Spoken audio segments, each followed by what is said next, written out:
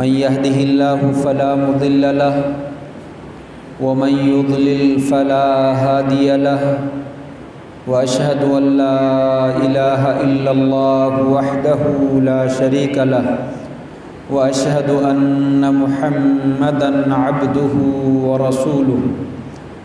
अल्लाहुम्मा सल्लि अला मुहम्मदिन व अला आलि मुहम्मद कमा सल्लैत अला इब्राहीम व अला आलि इब्राहीम इन्नका हमीदुम मजीद। अल्लाहुम्मा बारिक अला मुहम्मदिन व अला आलि मुहम्मद कमा बारकत अला इब्राहीम व अला आलि इब्राहीम इन्नका हमीदुम मजीद। अल्लाहुम्मा अन्फ़अना बिमा अल्लमतना व अल्लिमना मा यनफ़उना व ज़िदना इल्मा। रब्बि इश्रह ली सदरी व यस्सिर ली अमरी वहलुल उक़दतम मिन लिसानी यफ़क़हू क़ौली। अम्मा बअदु फ़अऊज़ु बिल्लाहि मिनश शैतानिर रजीम। या अय्युहल्लज़ीना आमनू कुतिबा अलैकुमुस्सियाम कमा कुतिबा अलल्लज़ीना मिन क़ब्लिकुम लअल्लकुम तत्तक़ून।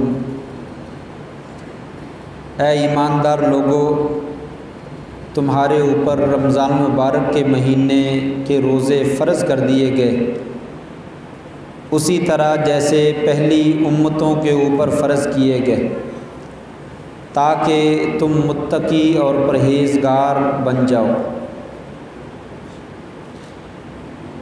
नहायत ही इज़्ज़त के लायक उलमाए किराम, मोहतरम बुज़ुर्गों, दोस्तों, भाइयों,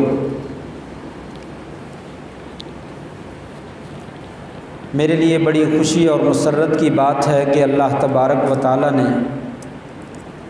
आप जैसे नेक हज़रात के साथ मिल बैठने की सआदत नसीब फरमाई है और इस बाबरकत वक़्त में और बाबरकत जगह में आपके साथ बैठकर दीन की चंद बातें करने की हमें तौफ़ीक और सआदत बख्शी है।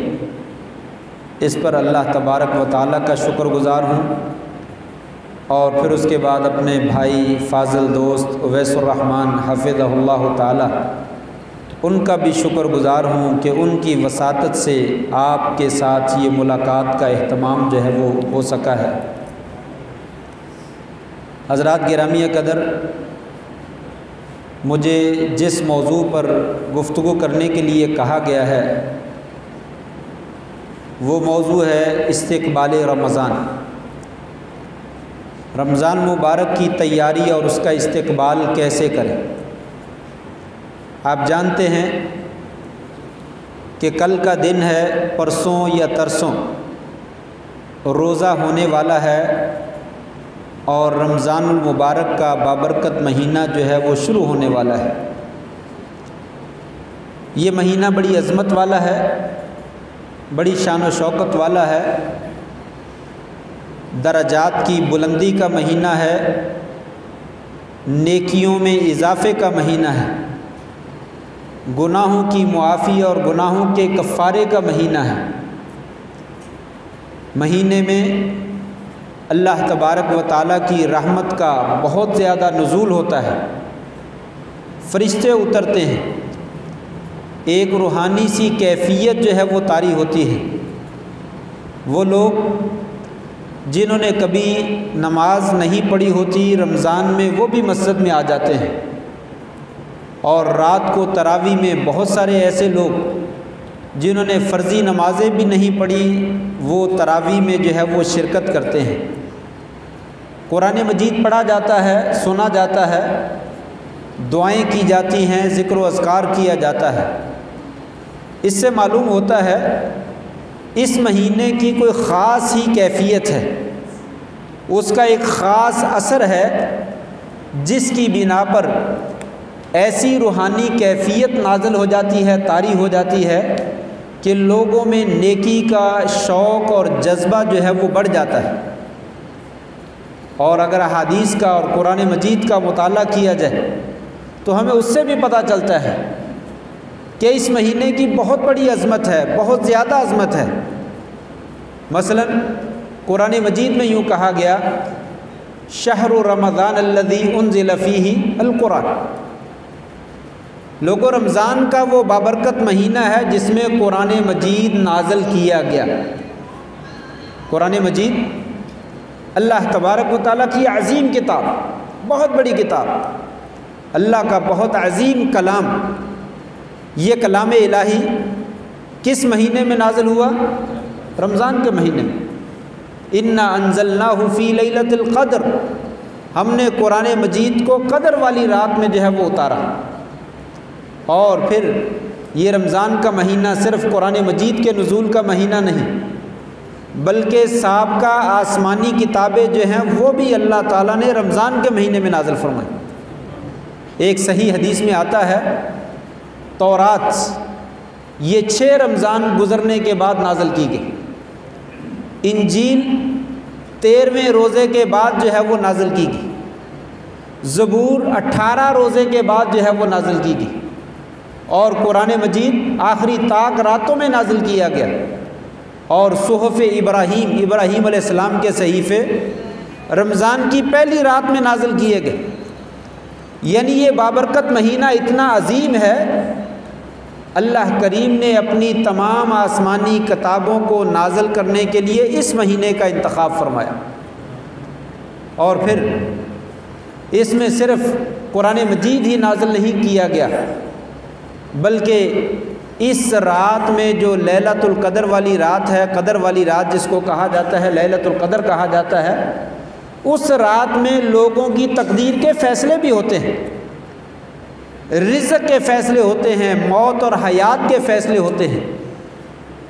जैसा कि सूरह दुखान में अल्लाह तबारक व तआला ने फरमाया कि फ़ीहा युफ़रक़ु कुल्लु अम्रिन हकीम, ये वो रात है जिसमें तमाम हिकमत वाले और दानाई वाले फ़ैसले जो है वो किए जाते हैं।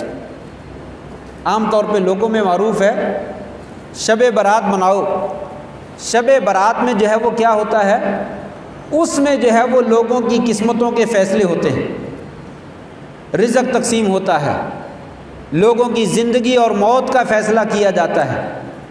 बल्कि एक मन घड़त रिवायत है, झूठी रिवायत है कि अल्लाह तबारक व तआला के अर्श के नीचे एक दरख़्त है, उस दरख़्त के ऊपर बड़े पत्ते हैं और उस पत्तों के ऊपर हर एक पत्ते के ऊपर एक एक बंदे का नाम लिखा हुआ, हर पत्ते के ऊपर एक एक बंदे का नाम लिखा हुआ है।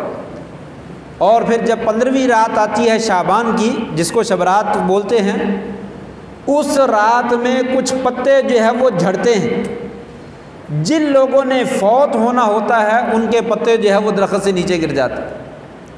ये मन घड़त रिवायत बनाई हुई है। इस रिवायत का किताब व सुन्नत के साथ, अल्लाह और उसके रसूल के हुक्म के साथ कोई ताल्लुक़ नहीं। 15वीं शाबान को कुछ नहीं होता इस तरह का मामला।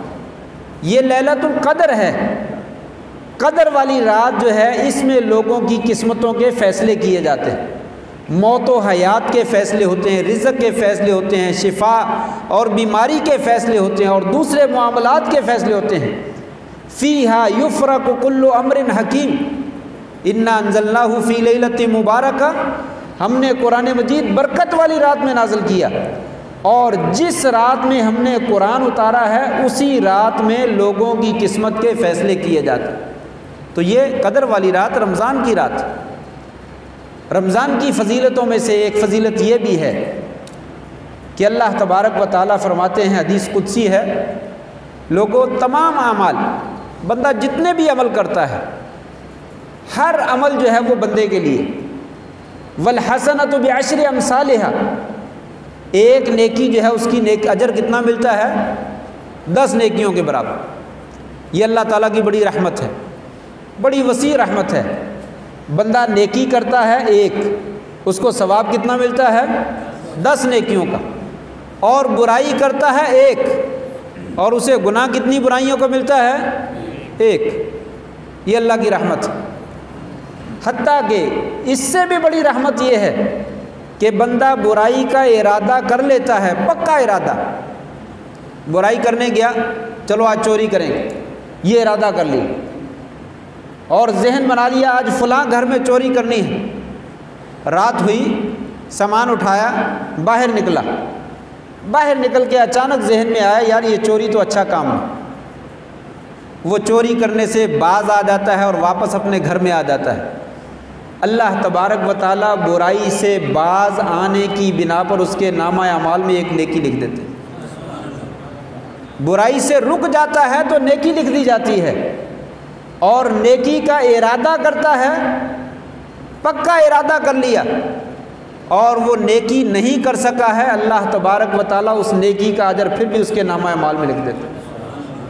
और फिर अगर कर लेता है तो एक नेकी को बढ़ाकर 10 गुना कर देता है, इला सब मिअत ज़िफ़, उसको 700 गुना तक ले जाता है। 700 गुना तक अल्लाह तबारक व तआला एक नेकी का ज़्यादा अजर व सवाब जो है वो अता फरमा देते। वल्लाहु युज़ाइफ़ु लिमन यशा, अल्लाह तबारक व तआला जिसके लिए जितना बढ़ाना चाहता है बढ़ा देता है, उसे कोई पूछने वाला नहीं। लेकिन इल्ला सौम, रमज़ान की फ़जीलत ये है कि रोज़े के बारे में फरमाया, लोगों रोज़ा मेरे लिए है, फ़इन्नहु ली व अना अज्ज़ी बिही, रोज़ा मेरे लिए है, इसका अजर भी मैं ही दूँगा। फरिश्ते को मालूम नहीं है 10 नेकियां लिखनी है, 70 लिखनी है, 700 लिखनी है, कितनी लिखनी है कोई पता नहीं। फरमाया रोज़ा मेरे लिए है, इसका अजर भी कल क़यामत के दिन मैं ही अता करूँ। और फरमाया रोज़ेदार को 2 खुशियाँ मिलती हैं।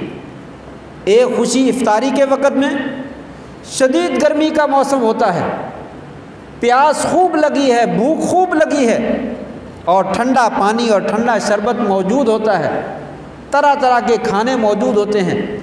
उस वक़्त इफ्तारी करने वाले को जो लज्जत और मज़ा आता है वो बेरोज़गार को कभी भी मज़ा जो है वो नहीं आता। जिसने रोज़ा नहीं रखा उसको ये लज्जत कभी भी नसीब नहीं होती। और दूसरी लज्जत और ख़ुशी उस वक़्त मिलेगी जिस वक़्त अल्लाह के दरबार में इंसान पेश होगा और अल्लाह तबारक व तआला उसको इनाम देंगे और उसको अजर देंगे।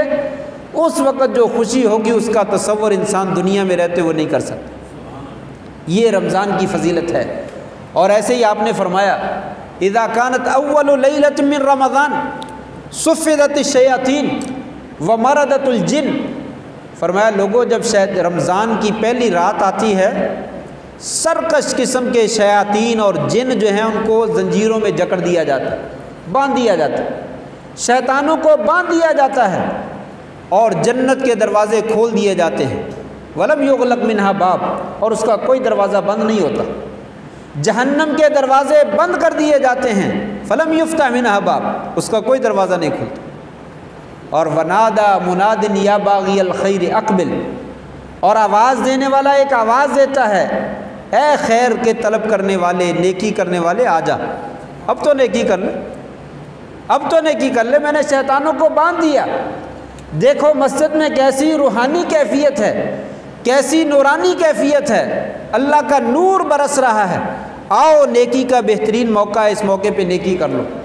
वया बाग़ी शर्र अक्सर, ए बुराई करने वाले अब तो बाज आ जा, चोरी करने वाले, डाका मारने वाले, शराब पीने वाले, जुआ खेलने वाले, झूठ बोलने वाले, नमाजें छोड़ने वाले, जितने भी गुनाह हैं वो काम करने वाले, आ जाओ अब बेहतरीन मौसम है, इस मौसम में जो है वो बुराइयों से बाज आ जाओ। वलिल्लाहि वतक़ाउ मिनन नार, अल्लाह तबारक व तआला लोगों को जहन्नम की आग से आज़ाद फरमाते हैं। वज़ालिका कुल्ला लैला, और ये जहन्नम की आग से आज़ादी जो है वो कब होती है? रमज़ान की हर रात में होती है। हर रात में अल्लाह तबारक व तआला बेहद्दो हिसाब लोगों को जहन्नम की आग से जो है वो आज़ाद फरमाता। वो जहन्नम की आग क्या है आप जानते हैं? इस दुनिया की आग से 69 गुना ज़्यादा उसको शदीद गर्म कर दिया गया। सहाबा कहने लगे या रसूलल्लाह, ये दुनिया की आग जलाने के लिए काफ़ी है, ये दुनिया की आग, माचिस की तीली ले लें, उसको जलाएं और एक उंगली के नीचे रखें, उसको कितनी देर बर्दाश्त करेगा इंसान? क्यों भी कर सकता है कोई? कितनी देर के लिए? नहीं कर सकता। यही जलाने के लिए काफ़ी मामूली सी आग है। बाज़ सलफ़ सालिहीन से मनकूल है वो कहते हैं अगर किसी ने बुराई करनी हो तो बुराई करने से पहले थोड़ी सी तीली या तिनका जो है वो आग का जलाकर जो है अपनी उंगली के नीचे रखे और देखे बर्दाश्त होता है। अगर बर्दाश्त कर सकता है तो बुराई कर ले, अगर वो बर्दाश्त नहीं कर सकता है तो फिर वो बुराई के करीब ना जाए। जहन्नम की आग जो है इससे 69 गुना ज़्यादा बढ़ा देगी। जहन्नम की आग इतनी तेज़ है कि एक हिस्सा दूसरे हिस्से को खाए जा रहा है। और फिर जहन्नम में जब फेंका जाएगा बंदे को, एक हदीस में आता है दुनिया में सोने का चम्मच मुंह में लेकर पैदा होने वाला इंसान, मखमली बिस्तर, नरम रेशमी बिस्तर, उनके ऊपर सोने वाला इंसान जिसने दुनिया में कभी तकलीफ़ देखी कोई नहीं, राहत ही राहत, ऐश ही ऐश, आराम ही आराम, हर नेमत उसके पास मौजूद है, दुनिया में कभी तकलीफ़ नहीं आई। इस बंदे को जहन्नम का एक चक्कर लगाया जाएगा, एक गोता दिया जाएगा, चक्कर लगा के उसको बाहर निकाल दिया जाएगा। उससे पूछा जाएगा, ए अल्लाह के बंदे, दुनिया में कभी तुझे कोई तकलीफ़ या तुझे कभी कोई राहत मिली थी, कोई आसानी मिली थी, कोई चैन वाली बात मिली थी? वो कहेगा या अल्लाह, दुनिया में मैंने कभी कोई राहत, कभी चैन, कोई सुकून देखा ही नहीं था। एक गोता जहन्नम का लगने के बाद दुनिया की तमाम राहतें इंसान भूल जाएगा। उस जहन्नम से रमज़ान की रातों में आज़ादी मिलती है।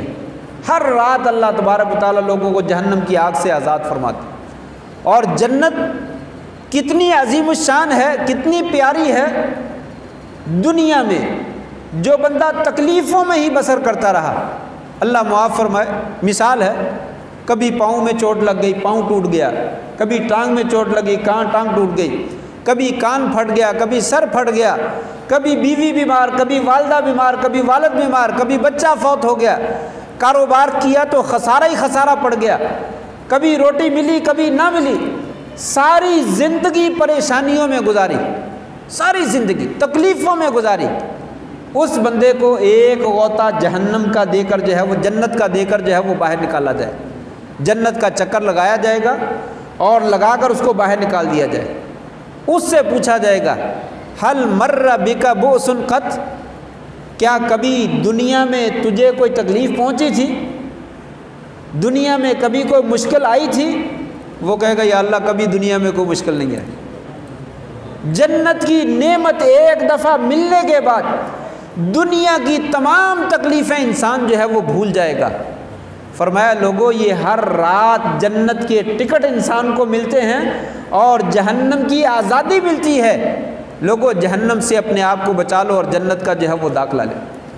तो मैं रमज़ान की फजीलत नहीं बतलाना चाहता, ये तो तमहीदी तौर पे 2-3 बातें मैंने हदीसें ज़िक्र कर दी कि रमज़ान का बाबरकत महीना बड़ा अजीमुश्शान महीना है, बड़ी बरकतों वाला है, बड़े रहम वाला है, बड़ी फजीलतों वाला है।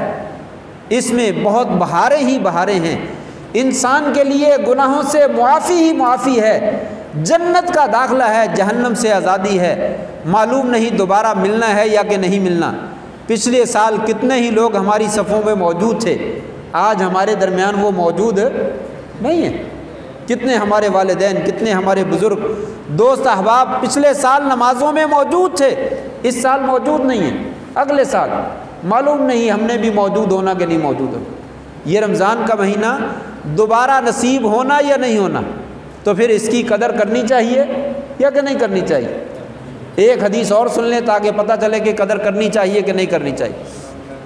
नबी करीम सल्लल्लाहु अलैहि वसल्लम के ज़माना में 2 आदमी मुसलमान हुए, 2 आदमी एक वक़्त में मुसलमान हुए। एक बंदा बहुत ज़्यादा इबादत करता था और एक बंदा थोड़ी सी कम करता था।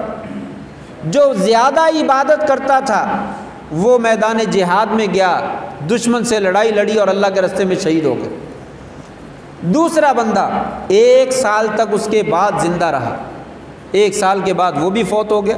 पहला शहीद हुआ, दूसरा बंदा बिस्तर पे फौत हो गया। एक सहाबी बयान करते हैं, मुझे ख्वाब आया, ख्वाब में क्या देखता हूँ, जन्नत के दरवाज़े पे मैं खड़ा हूँ, जन्नत के ऊपर जो है वो चौकीदार भी खड़े हैं उन दोनों बंदों में से जो बंदा बाद में फौत हुआ था उसे बुलाया गया और उससे पूछा कि आपका नाम क्या है, आप कौन हैं। पता करने के बाद कहा गया आपको जन्नत की इजाज़त दे दी गई, आप जन्नत में चले जाए।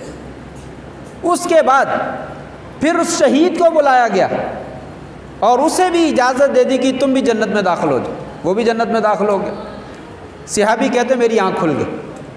जब आँख खुली तो मैं परेशान हो गया कि शहीद का रुतबा तो बहुत ज़्यादा है, अल्लाह के रस्ते में जिहाद करने का मुकाम और मर्तबा तो क्या है, बहुत ज़्यादा है। ये दूसरा आदमी पहले जन्नत में क्यों दाखिल हो गया, कैसे दाखिल हो गया, शहीद को जन्नत में बाद में क्यों दाखिल किया गया। सहाबी कहते हैं मैं नबी सल्लल्लाहु अलैहि वसल्लम के पास आया और मैंने आकर अपना सारा ख्वाब बयान कर दिया, ख्वाब बयान किया और मैंने ताज्जुब का भी इजहार किया, रसूलुल्लाह ऐसा क्यों हुआ। आपने फरमाया अल्लाह के बंदे इससे ताज्जुब करते हो, इसमें कौन सी ताज्जुब वाली बात। कहा या रसूलुल्लाह वो शहीद है, शहीद आदमी का खून का कतरा ज़मीन पे बाद में गिरता है, अल्लाह ताला माफ़ उसको पहले कर देते, वो तो बहुत अजीम इंसान है। फरमाया इसमें कोई शक नहीं, शहीद का बहुत बड़ा मर्तबा है।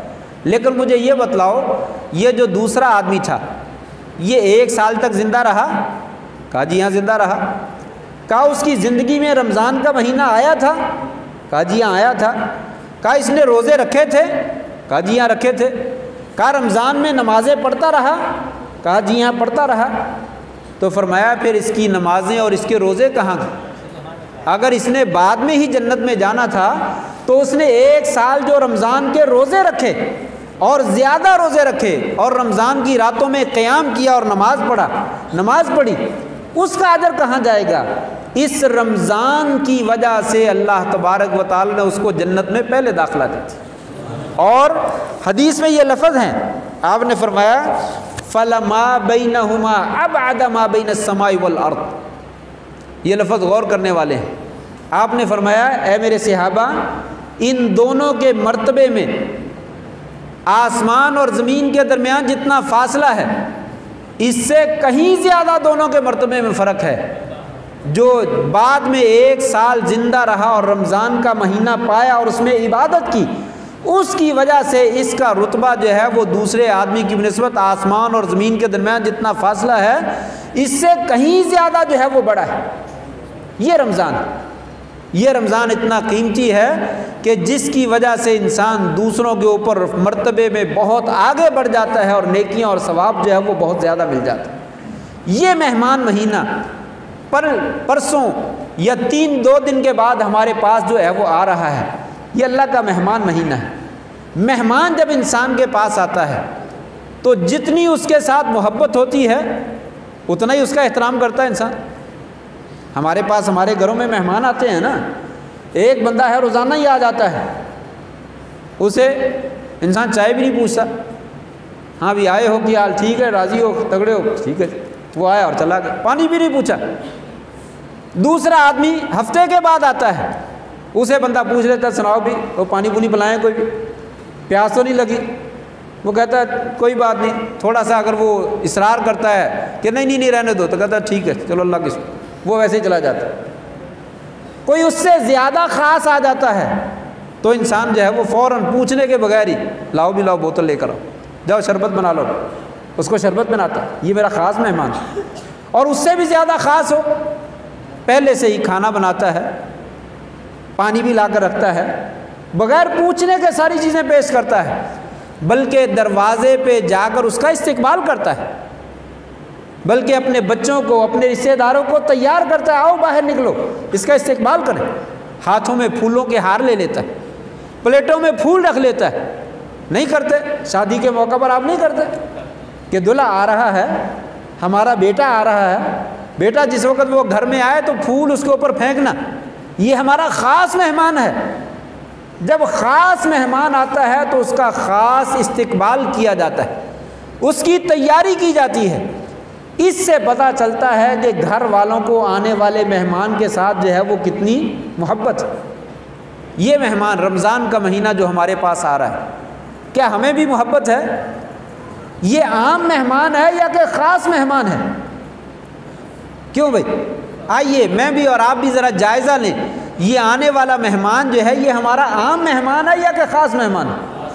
अगर ख़ास मेहमान है तो उसके लिए तैयारी होनी चाहिए, उसके लिए एहतमाम होना चाहिए, बिस्तरे की चादरें बदलनी चाहिए, उसके लिए झाड़ू जो है वो देना चाहिए, घर की सफाई करनी चाहिए, अगर कहीं से पेंट उतरा हुआ है तो पेंट करना चाहिए। मेरा ख़ास मेहमान आ रहा है, ऐसी कोई तैयारी है तो फिर तो वाकई ये ख़ास मेहमान है। अगर तैयारी नहीं है तो ज़ुबान से ख़ास कहने से ये ख़ास नहीं बन जाएगा। क्या तैयारी है? आइए मैं बतलाता हूँ तैयारी क्या है। नंबर 1, नबी करीम सल्लल्लाहु अलैहि वसल्लम शाबान के महीने के रोज़े रखा करते थे। हदीस में आता है काना यसूम शाबान कुल्ला औ अक्सरा, आप शाबान के सारे महीने के रोज़े रखते या अक्सर दिनों के रोज़े रखते। क्यों रोज़ा रखते थे? कि बाद में फ़र्ज़ी रोज़ा आ रहा है, ये पहले नफली रोज़ा होता। पूरे महीने का रोज़ा रखते। अब बतलाइए मार्च के महीने में जैसी आजकल गर्मी पड़ रही है थोड़ी सी, पिछले सालों की निस्बत को थोड़ी सी ज़्यादा है, अगर किसी ने शाबान के महीने में सारे रोज़े रखे हैं, रमज़ान के रोज़े रखने उसके लिए मुश्किल हो जाएंगे। क्यों मुश्किल होंगे? नहीं होंगे, आसानी से रख ले। ये शाबान के रोज़े जो है वो रमज़ान की तैयारी है। मुझ में समेत आप भी, सब, मैं भी और आप भी अपने आप से पूछें किसने शाबान के रोज़े रखे? नबी करीम सल्लल्लाहु अलैहि वसल्लम रखा करते थे, अक्सर शाबान के रखा करते थे। और आपकी अज़वाज मुतहरात उनके अगर पिछले साल के कोई रोज़े बाकी रहते तो वो इस महीने में क़ज़ाई दिया करती थी। आज भी कोई घरों की ख़वातीन ऐसी हैं जिनके रोज़े रहते हों, वो शाबान के महीने में अपनी क़ज़ाई दे लें ताकि हमारा पिछला हिसाब बेबाक हो जाए और नए सिरे से रमज़ान की जो है वो आने वाला जो महीना है उसके रोज़े जो है वो रखे जा सकें। घरों में जाकर पूछिए बीवियों से, अपनी बेटियों से, अपनी माँओं से और बहनों से पिछले सालों के कितने रोज़े रहते हैं, उनकी क़ज़ाई कितनी डेली है और कितनी बाकी है। बहुत सारे घरों से ये ख़बर आपको सुनाई देगी, मिलेगी कि हमारे तो 5 साल के रोज़े रखते हैं, हमने तो क़ज़ाई दी नहीं। 10 साल के रहते हैं, हमने तो दी नहीं। तो इसका मतलब ये है कि आने वाले मेहमान की कोई तैयारी नहीं है, पिछले नहीं क़ज़ा की है, अगले की क्या रखने। तो रोज़ा रखिए। रोज़ा जो है ये बिल्कुल उसी तरह है, हमारी फ़र्ज़ी नमाज़ें हैं, उससे पहले कोई नमाज ऐसी नहीं है जिससे पहले नफल ना पढ़े जाते हो। आप देखिए फ़जर है, फ़जर से पहले 2 सुन्नतें नहीं हैं, ज़ोर से पहले 4 सुन्नतें, अरसर से पहले भी 4 सुन्नतें मौजूद हैं, मगरिब से पहले भी 2 रकतें हदीस में मौजूद है। सल्लू क़ब्ल अल मगरिब रकातैन, सल्लू क़ब्ल अल मगरिबी, लोगों मगरिब से पहले 2 रकतें पढ़ो, 2 पढ़ो, 2 पढ़ो। ईशा से पहले भी मा बैनल अज़ानैनि सलातुन, लोगों अज़ान और इकामत के दरमियान क्या है? नमाज का वक़्त है। अज़ान और इकामत के दरमियान नमाज का वक़्त है। 2 पढ़ो, 4 पढ़ो, 6 पढ़ो, कुछ नमाज पढ़ो। ये नमाज से पहले नफली नमाज है। जब इंसान फ़र्ज़ी नमाज से पहले नफली नमाज का एहतमाम करता है तो बाद में फ़र्ज़ी नमाज में इंसान को लुत्फ़ आता है, मज़ा आता है, खुशू पैदा होता है। अक्सर लोग ये शिकवा करते हैं कि हमें नमाज का कुछ पता नहीं चलता, नमाज भूल जाते हैं, नमाज में तवज्जो नहीं रहती, ख्याल बड़े आते हैं।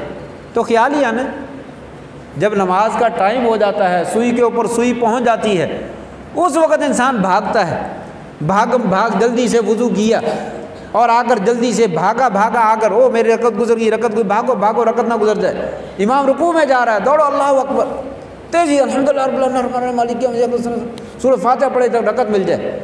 मुझे बतलाइए जब सांस फूला हुआ होगा तो नमाज में तवज्जो होगी, खुशू पैदा होगा? कहाँ से आएगा खुशू?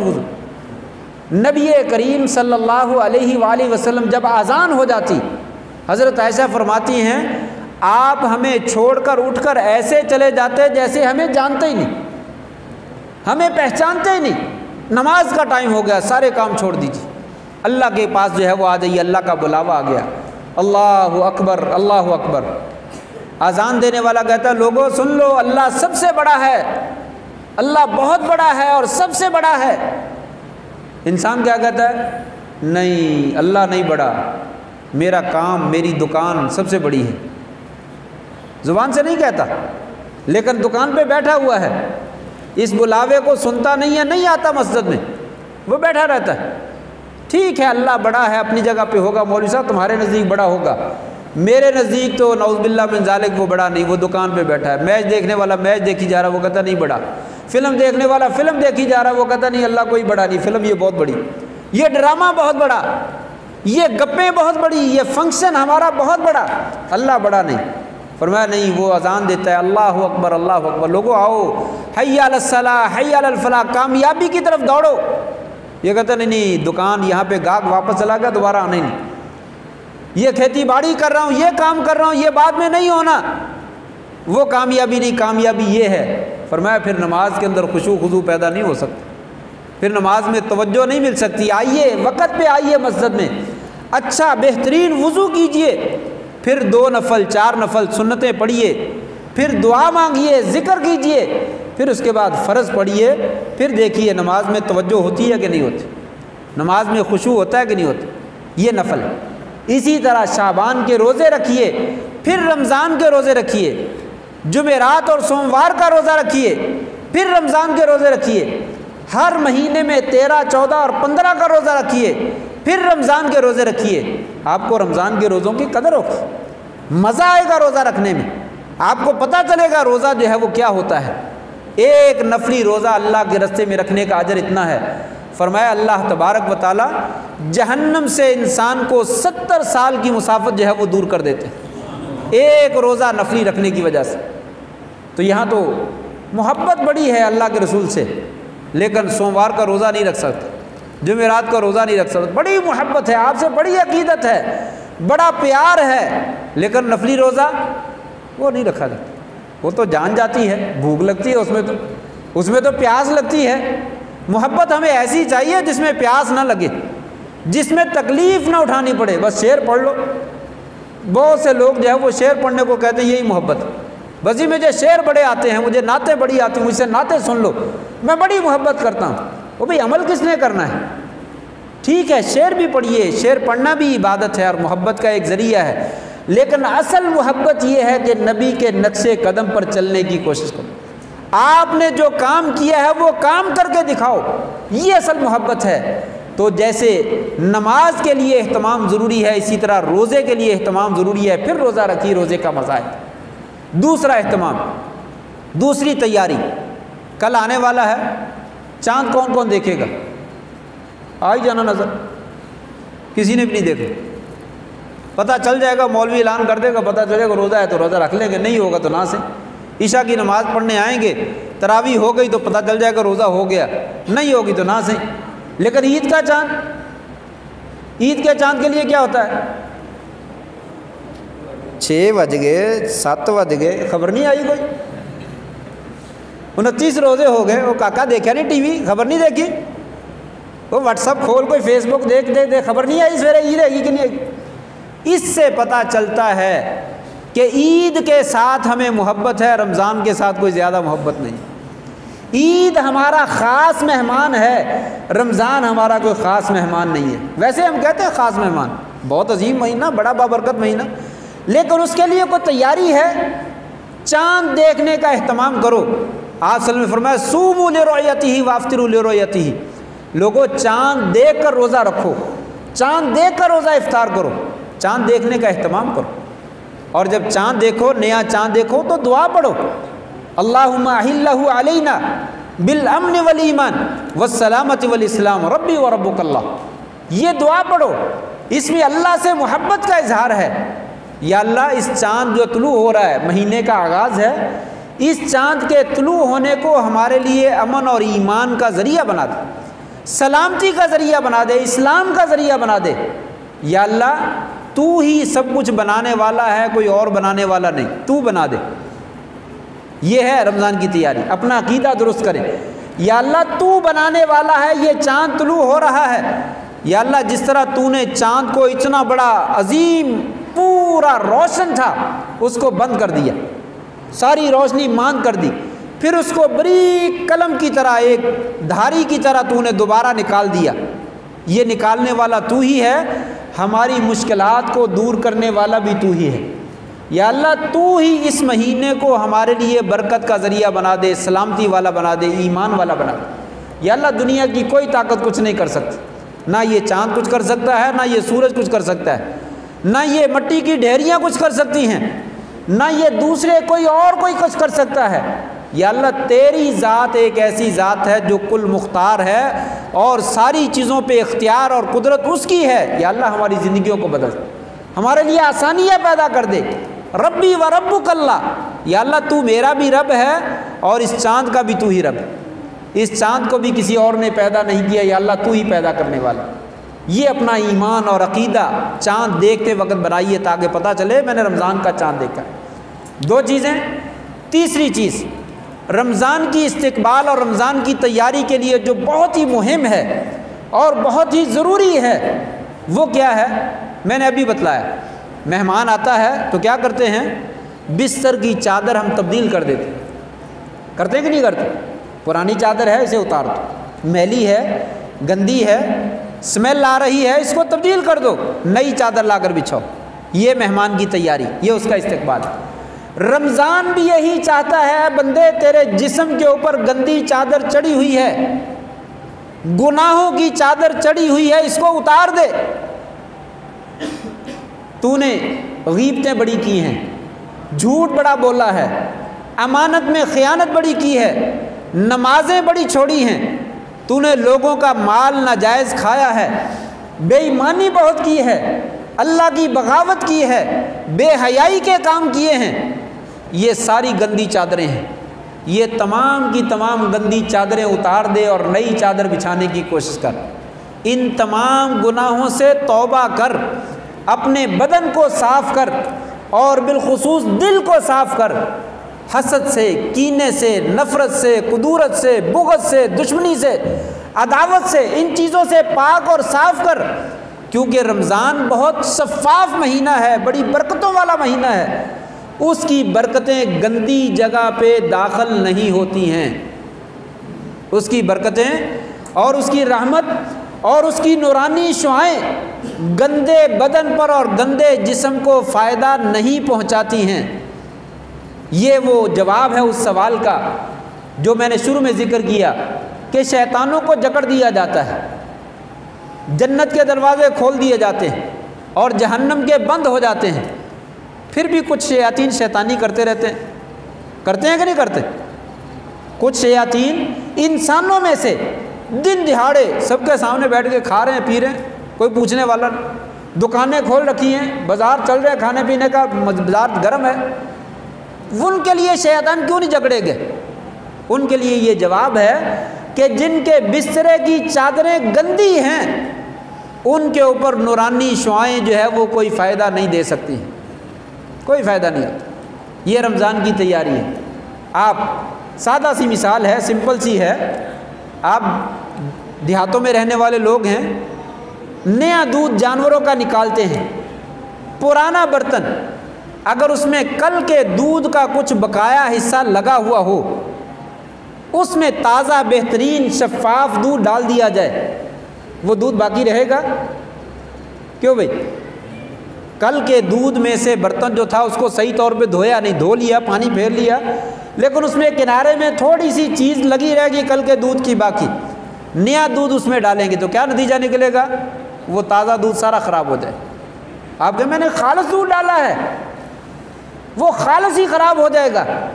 वो खालिस दूध को इतनी थोड़ी सी गंदगी जो है पुराने पिछली, वो सारे दूध को ख़राब कर देती। इससे क्या सबक मिलता है कि बर्तन में अगर कोई नज़ीफ़ और शफ़ाफ़ चीज़ डालनी है तो बर्तन को मांज कर धोने की ज़रूरत है। अगर मांज कर उसको नहीं धोया है, साफ़ शफ़ाफ़ चीज़ उसमें डालने का कोई फ़ायदा नहीं, वो सारी की सारी ख़राब हो जाए। और देखें, नबी करीम सल्लल्लाहु अलैहि वसल्लम, आपका वाक़या शक्के सदर हुआ इसरा और मेराज वाली रात। हदीस में आता है कि जिस वक़्त इसरा और मेराज हुआ, आपका शक्के सदर हुआ, आपका सीना चाक किया गया, फरिश्ते आए और आपके सीने से दिल निकाला गया, दिल को जमजम के पानी से धोया गया और उसमें ईमान और नूर और हिकमत भर दिया गया और फिर उसको जगह पे रखकर सीने को सी दिया गया। और फिर उसके बाद अल्लाह ताला की तरफ आपको जो है वो सैर करवाई थी। इसमें क्या सबक दिया गया? बहुत सारे सबक हैं, उनमें से एक सबक अल्लाह करीम ने हमें यह दिया, लोगों मेरा नबी बड़ा पाक साफ, आपका बचपन भी पाक, आपका लड़कपन भी पाक, जवानी और बढ़ापा भी पाक, नबूवत से पहले की ज़िंदगी बड़ी उम्दा और नबूवत के बाद की ज़िंदगी भी बड़ी उम्दा। लेकिन देखो, मैंने अपने नबी को अपने पास बुलाया है तो अपने नबी के दिल को भी जमज़म के पानी से मैंने धोया और उसमें ईमान और हिकमत को भरा और फिर मैंने उसको अपने पास बुलाया है। लोगों, जो आदमी अल्लाह के पास जाना चाहता है, अल्लाह से मुलाकात करना चाहता है, अल्लाह की रहमतों और बरकतों का फैज़ लेना चाहता है, उसके लिए बहुत ज़्यादा ज़रूरी है कि अपने दिलों को क्या करे? साफ़ करे। अगर वो इसको धोता नहीं है, साफ़ नहीं करता है, तो आने वाली बरकतों का कोई फ़ायदा नहीं हो सकता है।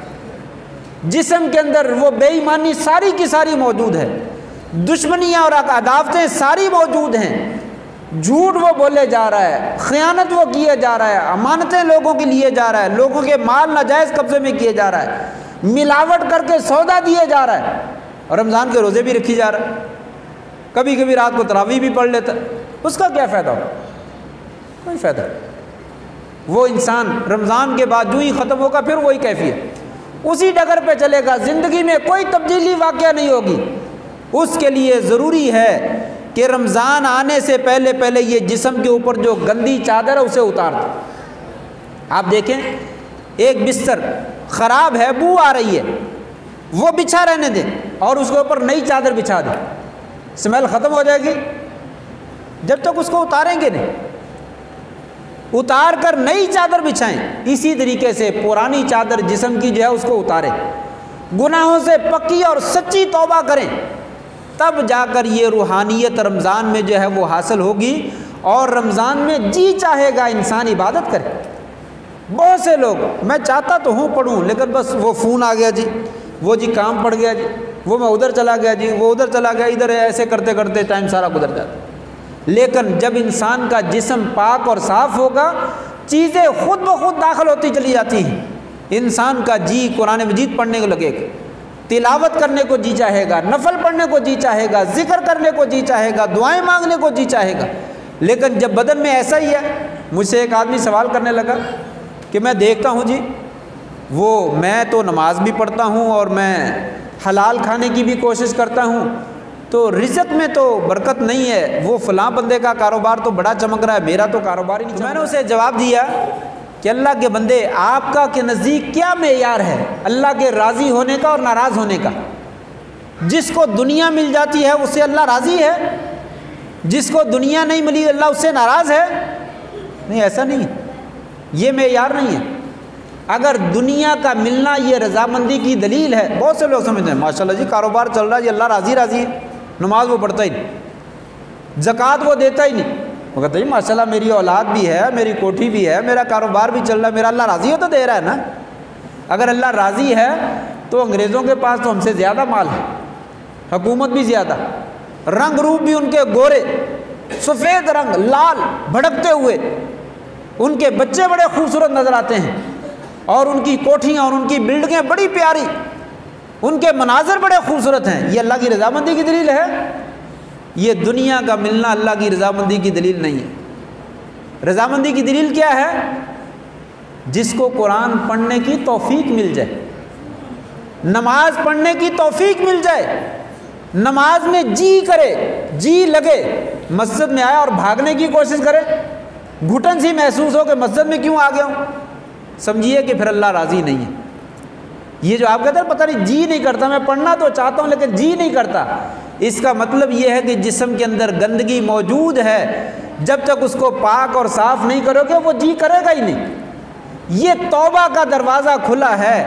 लोगों, रमज़ान का महीना बख्शिश का महीना है, मग़फ़रत का महीना है, इसमें मुआफ़ी मांग लीजिए और रमज़ान से पहले आज़म कीजिए, ये मैंने तौबा कर ली, ये गुनाह दोबारा नहीं करना, मैं अल्लाह तुझसे माफ़ी मांगता हूँ, ये फ़लाँ का हक़ है उसे वापस कर दीजिए, उसे दे दीजिए, किसी के साथ ज़्यादती कर रखी उससे माफ़ी मांगिए। फिर देखिए नमाज़ पढ़ने को इंशाअल्लाह जी चाहेगा, कुरान पढ़ने को जी चाहेगा, दुआ मांगने को जी चाहेगा, तो ये तीसरा इस्तिकबाल है। अगर आपको रमज़ान से मुझे और आपको सबको मोहब्बत है तो आइए अपने आप को गुनाहों से पाक और साफ़ करें, अल्लाह से पक्की और सच्ची तौबा करें, ताकि रमज़ान के अंदर जो नूरानी शुआएँ हैं वो सीधी हमारे दिलों पे ऊपर उतरें और हमारे दिमाग के ऊपर उतरें और हम उससे जो है वो फ़ायदा उठा सकें। चौथे नंबर पर इंसान को नमाज का एहतमाम करना चाहिए। रमज़ान में भी करना चाहिए और रमज़ान से पहले करना चाहिए। रमज़ान से पहले नमाज का एहतमाम करना चाहिए। नमाज इस्लाम की बुनियाद है, असासी चीज़ है, बुनियादी रुकन है। इसके बगैर ईमान की इमारत खड़ी नहीं होती। अभी मैंने बतलाया नबी करीम सल्लल्लाहु अलैहि वसल्लम आज़ान सुनते तो सारे लोगों को छोड़कर ऐसे चले जाते जैसे जानते ही नहीं। और आप सल्लल्लाहु अलैहि वसल्लम ज़िंदगी के आखिरी अय्याम में जब साहिब फ़िराश हैं, बिस्तर पे लेटे हुए हैं और आपसे बोला नहीं जा रहा, आपके सीने से आवाज़ निकल रही थी, युलजलजु बिहा फी सदरिही, हदीस के लफ्ज़ हैं, सीने से आवाज़ आ रही थी, मुंह से आवाज़ नहीं आ रही थी। उस वक़्त आप लोगों को क्या कह रहे थे? अस्सला अस्सला वमा मलकत ऐमान। लोगों नमाज को ज़ाया ना कर, जिसने नमाज को ज़ाया किया ये नमाज उससे ज़ाया कर दे। लोगों नमाज की हिफाजत करना आपकी आखिरी वसीयत, लोगों नमाज को ज़ाया ना करना, इसकी हिफाजत कर लेना। सहाबा इकराम ने, ताबईन ने, आइम्मा दीन ने फिर इसकी हिफाजत की। एक मुहद्दिस फरमाते हैं, कहते हैं 40 साल हो गए मेरी तकबीर उला फौत नहीं हुई। तकबीर उला इमाम ने अल्लाह अकबर कहा हो और मैं मस्जिद में ना हूँ, मैंने इमाम के पीछे इमाम के साथ अल्लाह अकबर कह के नमाज़ शुरू की। 40 बरस, एक दो नमाजें नहीं, 40 बरस की नमाजें तकबीर उला से पढ़ी। दूसरा कहता है 60 या 70 बरस मैंने तकबीर उला से नमाज़ पढ़ी।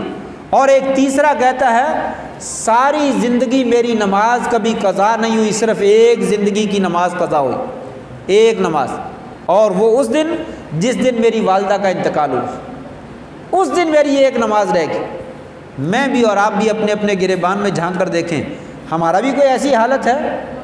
नमाज़ों में कितना का एहतमाम है? ये रमज़ान की तैयारी है। रमज़ान हमें नमाज का दर्स देता है। लोगों, रमज़ान तुम चाहते हो कि रमज़ान में सब कुछ मिल जाए, उससे पहले भी चाहिए, उसके बाद भी चाहिए।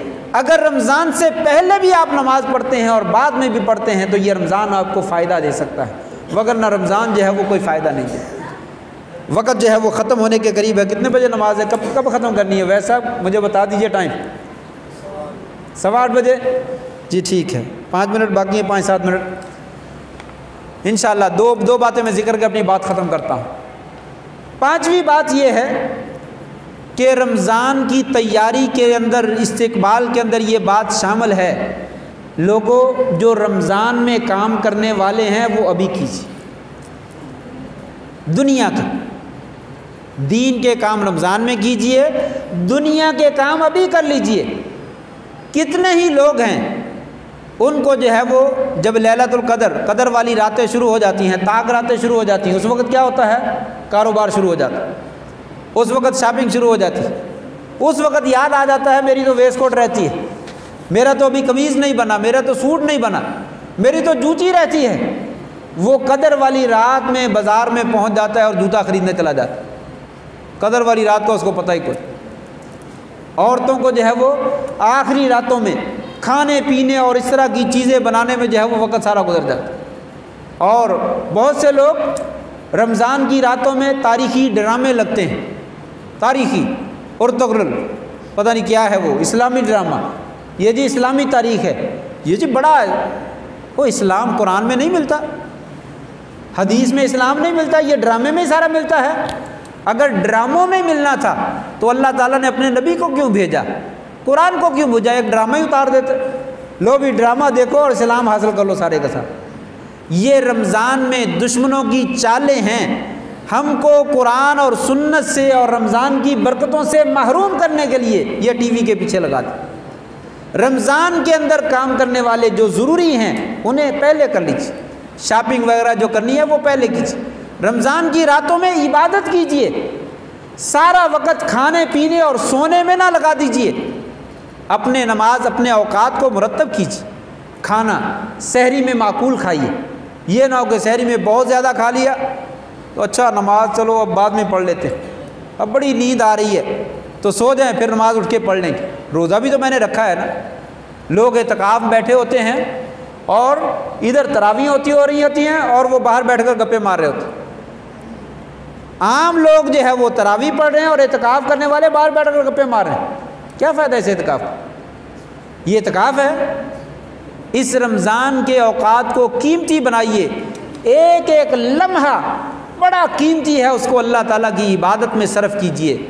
मोबाइल को और ड्रामों को और फिल्मों को और इस तरह की गैर ज़रूरी चीज़ों को, इन सब चीज़ों को पसे पुश डाल दीजिए। ये रमज़ान के महीने में नेट वगैरह को बंद कर दीजिए, पैकेज बंद कर दीजिए। सिर्फ़ और सिर्फ सादा काल के लिए, ज़रूरी काल हो उसको इस्तेमाल कर लीजिए और बाकी वक्त जो है वो सारे का सारा अल्लाह ताला की इबादत में सर्फ कीजिए, अल्लाह ताला की इबादत में लगाइए और टाइम को मुरतब कीजिए। जहन बनाइए, आज मैंने कम अज़ कम 3 पारे पढ़ने, फिर रात हो जाए तो अपना मुहासबा करें। आज मैंने 3 पारे पढ़े हैं, ओह आज तो मैंने आधा पारा पढ़ा, आज तो मैंने पढ़ा ही नहीं। अगर ये आप पहले दिन अपना हिसाब करना शुरू करेंगे तो कामयाब हो जाएंगे, रमज़ान की बरकतों से फ़ायदा उठा सकते हैं। लेकिन अगर ये हिसाब किताब है ही नहीं, मुरतब ही नहीं किया, कोई बात नहीं, फजर के बाद पढ़ खा पी कर खूब जो है वो सो जाएंगे, ज़ोर तक सोते रहेंगे, ज़ोर के बाद उठेंगे, थोड़ी सी चहलकदमी की असर तक जो है वो फिर खाने पीने का फिर बंदोबस्त हो जाएगा, फिर खूब खाएंगे पिएंगे और ईशा के वक़्त तक सो लिया। ईशा के वक़्त आए, नमाज़ पढ़ी और नमाज़ पढ़ के फिर चले गए, नहीं तरावी नहीं पढ़ी जाती, बहुत जिस्म भारी है, दर्द है, चलो फिर बाहर जाकर बैठकर गप्पे गुप्पे लगा दी और रात बसर कर दी। ये रमज़ान की तैयारी।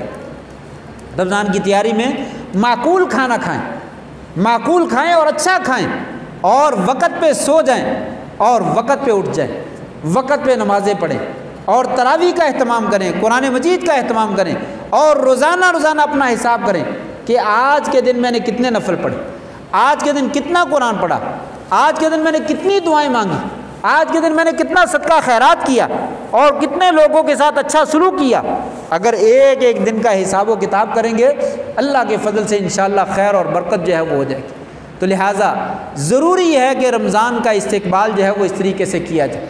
इंसान जो है अपनी गैर ज़रूरी चीज़ें, गंदे बिस्तर, गंदी चादरें और तमाम मैल कुचैल सारी उठाकर जो है वो एक तरफ कर दे। डाइजेस्ट, नावल, टीवी, ड्रामा सबको निकाल कर एक कोने में रखकर चादर उसके ऊपर डाल दी और रमज़ान को साफ़ शफाफ होकर जो है वो इंसान उसके लिए जो है वो तैयारी करे। ये बड़ी बरकतों वाला महीना है, इसका अंदाज़ा आज दुनिया में नहीं हो सकता। कल क़यामत के दिन जो है वो पता चलेगा, जब एक एक नेकी के पीछे इंसान भागेगा। ए अम्मा जान, ए अब्बा जान, एक नेकी दे दो, मैं फंसा हुआ हूँ, एक नेकी मिल जाए तो मैं कामयाब हो जाऊँगा। वहाँ पे एक नेकी नहीं मिलेगी। यहाँ पे नेकियों के दरिया चल रहे हैं, ले लीजिए जिसने नेकियां लेनी हैं, यहाँ पे लेने के लिए कोई तैयार नहीं तो लीजिए, यहाँ पे नेकियां हासिल कर लीजिए। ये रमज़ान का बाबरकत महीना, बड़े खुश नसीब हैं, बड़े सआदतमंद हैं वो लोग जिनको ये महीना मिल रहा है। लेकिन उससे भी ज़्यादा बदबख्त हैं वो लोग जिनको रमज़ान का महीना मिल जाता है। रागिमा अनफुहु, रागिमा अनफुहु, रागिमा अनफुहु, उस आदमी की नाक मट्टी में मिल जाए, वो जलील हो जाए, वो तबाह बर्बाद हो जाए जिसे रमज़ान का महीना मिल जाता है और फिर वो अपने गुनाहों की अल्लाह ताला से बख्शिश ना करवा सका। ये दुआ किसने की? जिब्रील अलैहिस्सलाम ने। और आमीन किसने की? मुहम्मदुर रसूलुल्लाह सल्लल्लाहु अलैहि वसल्लम ने। जिब्रील ने दुआ की, आप सल्लम ने आमीन कहा। या अल्लाह वो बंदा तबाह हो जाए जिसको रमज़ान का महीना भी मिलता है और फिर वो अपने गुनाहों की बख्शिश नहीं करवा सका। अल्लाह से दुआ है, अल्लाह तबारक व तआला आने वाले मेहमान की हमें इज़्ज़त करने की तौफ़ीक नसीब फ़रमाए और इसकी बरकतों से सही मानों में हमें फ़ायदा उठाने की तौफ़ीक नसीब फ़रमाए। अल्लाह करीम हमें हमारे जितने भी गुनाह हैं हमें मुआफ़ फरमा दे और आइंदा ज़िंदगी में गुनाहों से बचने की तौफ़ीक नसीब फ़रमाए और नेकियां करने की तौफ़ीक नसीब फ़रमा दे। व आखिर